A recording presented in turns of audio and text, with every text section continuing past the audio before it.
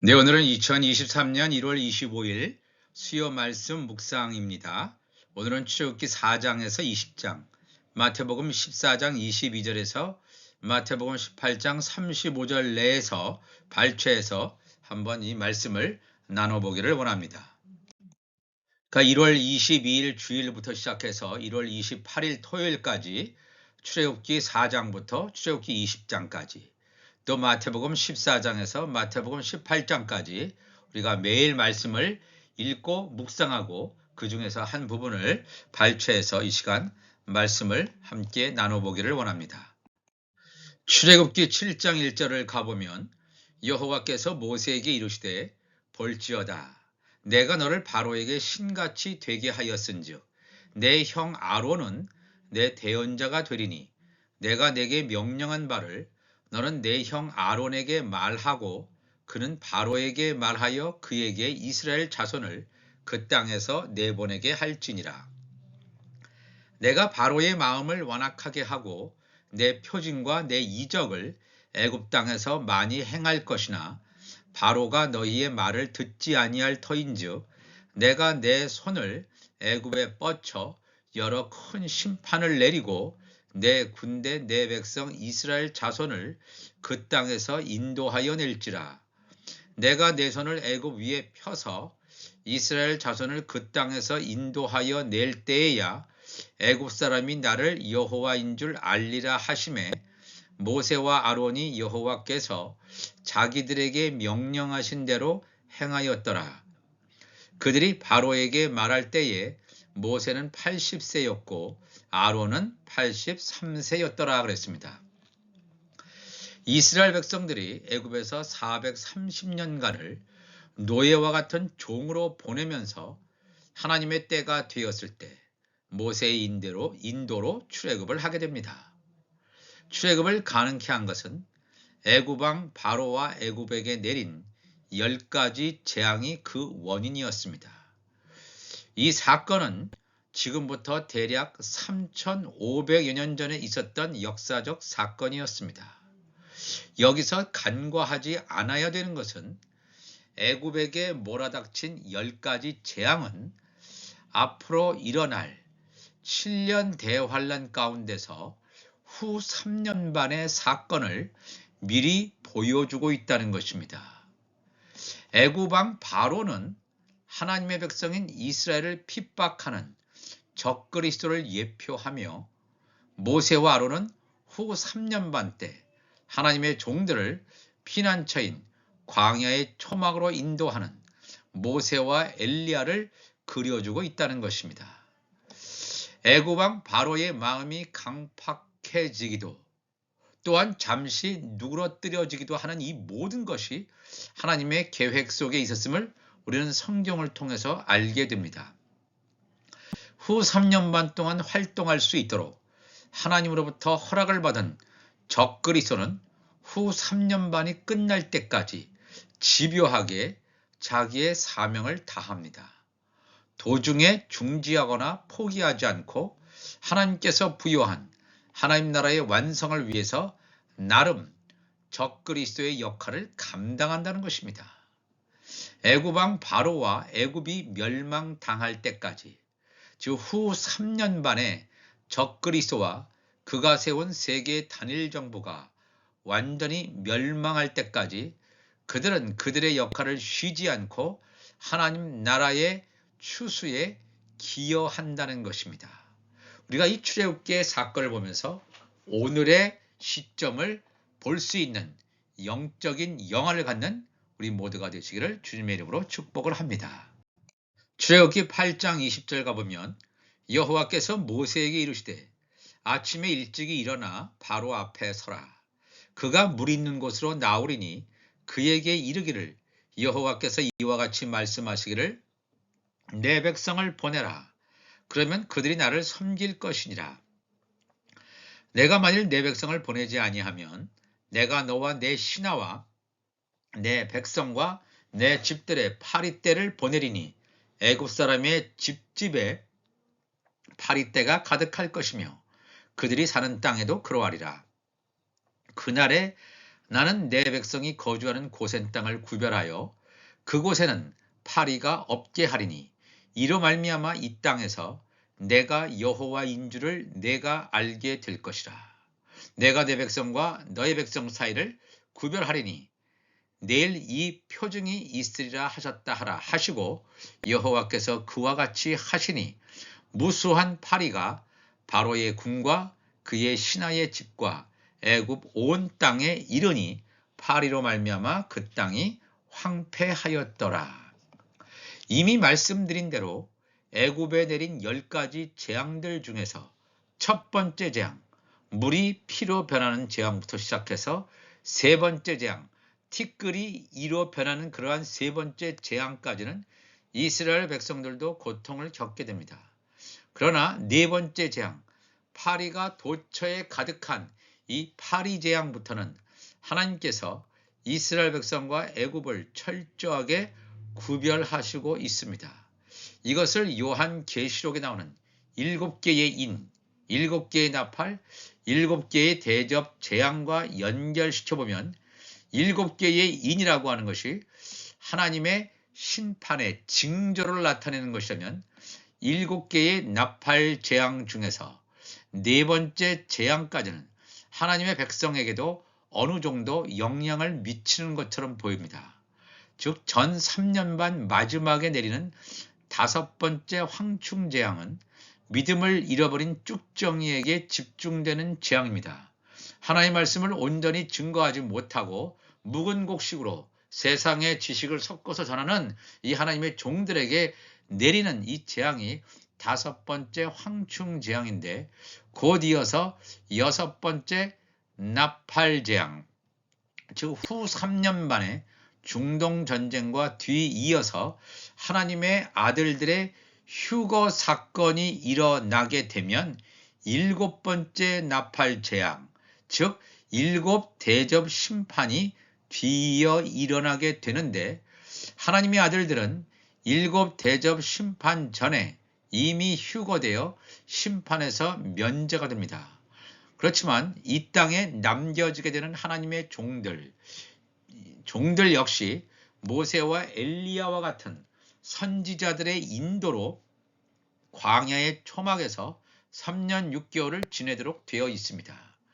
애굽에 내렸던 10재앙처럼 하나님께서는 하나님의 아들들, 하나님의 종들과 또한 적그리스도 거짓 선지자들과 그들의 추종 세력들을 철저하게 구분하신다는 것을 성경은 증거하고 있습니다.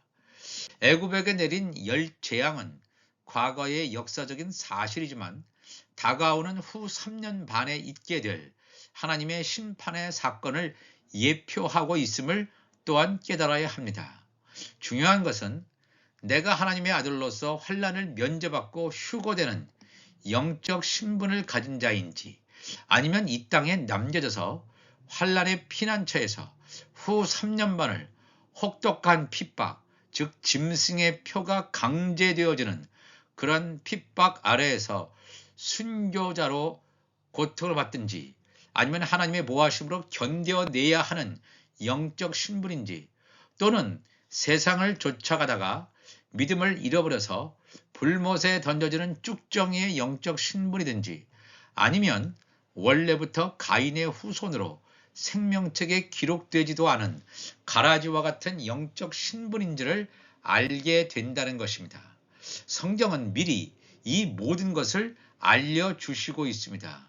세상을 따라가지 말고 하나님의 말씀을 붙들고 하나님의 집으로 예비된 나의 몸이 하나님의 말씀으로 가득 채워져서 예수 그리스도와 한 몸으로 연합을 이루는 성령이 거하시는 성전으로 온전히 세워져 가도록 해야 할 것입니다. 계속해서 출애굽기 12장 15절을 보시면 너희는 이랫동안 무교병을 먹을지니 그 첫날에 누룩을 너희 집에서 제하라. 무릇 첫날부터 7째 날까지 유교병을 먹는 자는 이스라엘에서 끊어지리라. 너희에게 첫날에도 성회요 7째 날에도 성회가 되리니 너희는 이 두 날에는 아무 일도 하지 말고 각자의 먹을 것만 갖출 것이니라. 너희는 무교절을 지키라. 이날에 내가 너희 군대를 애굽 땅에서 인도하여 내었음이니라. 그러므로 너희가 영원한 규례로 삼아 대대로 이 날을 지킬지니라. 첫째 달 그 달 열 나흘날 저녁부터 21일 저녁까지 너희는 무교병을 먹을 것이요 이래 동안은 누룩이 너희 집에서 발견되지 아니하도록 하라. 무릇 유교물을 먹는 자는 타국인이든지 본국에서 난 자든지를 막론하고 이스라엘 회중에서 끊어지리니 너희는 아무 유교물이든지 먹지 말고 너희 모든 유하는 곳에서 무교병을 먹을지니라. 아멘. 하나님께서는 애굽에서 출애굽하는 이스라엘 백성을 향하여 무교병을 먹는 무교절을 제정해 주셨습니다. 이것은 단순히 누룩을 넣지 않는 빵, 즉 그들이 출애굽할 때 황급히 애굽을 나와야 됩니다. 누룩이 그것이 발효되도록 기다릴 시간이 없다는 것입니다. 긴 광야 생활의 여정을 하는 동안에 부패되지 않는 그러한 빵을 준비해야만 하는 어떤 현실적인 필요 때문에 무교병을 먹으라고 말씀하신 것이 아닙니다.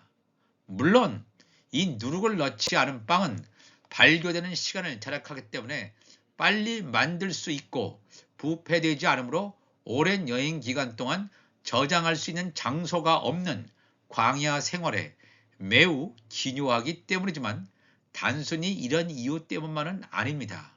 유교병, 즉 누룩 있는 떡과 무교병, 누룩 없는 떡은 매우 중요한 영적 의미를 담고 있습니다. 예수님께서 오병이어 칠병이어의 기적 사건을 통해서 생명의 떡의 중요성을 설명해 주셨습니다. 마태복음 16장 5절을 가보면 제자들이 건너편으로 갈새 떡 가져가기를 잊었더니 예수께서 이르시되 삼가 바리새인과 사두개인들의 누룩을 주의하라 하시니 제자들이 서로 논의하여 이르되 우리가 떡을 가져오지 아니하였도다 하거늘 예수께서 아시고 이르시되 믿음이 작은 자들아 어찌 떡이 없으므로 서로 논의하느냐 너희가 아직도 깨닫지 못하느냐 떡 5개로 5,000명을 먹이고 주운 것이 몇 바구니며 떡 7개로 4,000명을 먹이고 주운 것이 몇 광줄이었는지를 기억하지 못하느냐 어찌 내 말한 것이 떡의 관함이 아닌 줄을 깨닫지 못하느냐 오직 바리새인과 사두개인들의 누룩을 주의하라 하시니 그제서야 제자들이 떡의 누룩이 아니요 바리새인과 사두개인들의 교훈을 삼가라고 말씀하신 줄을 깨달으니라 그랬습니다. 우리가 여기서 예수님께서 말씀하신 바리새인과 사두개인들의 누룩을 조심하라. 바리새인과 사두개인들의 교훈을 조심하라. 바리새인과 사두개인들은 내 율법 아래에 있는 자들입니다. 복음을 받아들이지 않은 자들입니다. 예수님을 알지 못하는 자들입니다. 예수님을 믿지 않는 자들입니다. 세상의 지식 또는 율법 하에 유대교의 그러한 범주 안에서 하나님의 말씀 구약 성경을 이해하는 자들입니다. 그것은 다 묵은 곡식입니다. 묵은 곡식을 먹는 자들은 다 멸망당한다 그랬습니다. 예수님의 말씀, 천국 말씀을 듣고 깨달은 자들만이 온전하게 영생의 축복을 받을 수가 있습니다. 이 무교절은 7일 동안 지키는 절기인데 이 기간 동안에 누룩을 넣지 않은 무교병을 먹을 것을 하나님께서 이스라엘 백성에게 명령하십니다. 이 기간 동안에 누룩을 넣은 유교병을 먹은 자들은 멸망당할 것임을 엄중히 경고하고 있습니다. 누룩 넣은 떡, 세상의 지식이라든가 율법 아래에 있는 묵은 곡식들 이것을 먹는 자들은 멸망당할 것입니다. 이러한 무교절 기간 절기 동안 무교병을 먹어야 한다는 하나님의 명령은 우리의 역사 가운데 그대로 적용해 볼 수 있습니다. 바리새인과 사두개인의 누룩이 넣은 빵, 즉 세상의 지식, 초등학문과 같은 율법이 섞여 있는 빵은 묵은 곡식으로 잘못된 교훈임을 말하고 있습니다. 예수님께서 비유로 가르쳐 주신 하나님 나라의 복음을 내 안에 계신 성령의 인도함으로 그 말씀에 따라서 온전히 깨닫는 누룩 없는 떡, 생명의 떡을 먹는 자들이 되시기를 간절히 기도합니다. 우리가 이 하나님의 말씀이 열려지는 이 마지막 시대에 살아갑니다. 창세기부터 요한계시록까지 우리가 이 구약 성경을 읽어도 예수 그리스도가 보여져야 됩니다. 예수 그리스도의 말씀과 연결되어야 됩니다. 예수 그리스도의 십자가 사건이 신약에만 있는 것이 아니라 구약에도 엄청나게 많이 언급되어 있음을 우리가 깨닫고 성령의 인도를 받아서 우리가 묵은 곡식이 아니라 이 누룩이 있는 떡이 아니라 누룩이 없는 그런 무교병을 먹는 우리 모두가 되시기를 주 예수 그리스도의 이름으로 축복을 합니다. 다 같이 기도하시겠습니다. 하나님 아버지 감사합니다. 오늘도 이 하나님의 말씀을 함께 나누었습니다. 이 말씀을 통해서 나의 육이 죽게 하시고 내 안에 하나님의 말씀이 가득 채워져서 이 하나님의 말씀의 인도하심 따라서 하나님의 성령의 인도하심을 따라서 온전히 빛의 갑옷 그리스도의 의의 옷으로 온전히 입혀질 수 있도록 인도하여 주옵소서. 우리 주님 감사하며 예수님의 이름으로 기도합나이다. 아멘.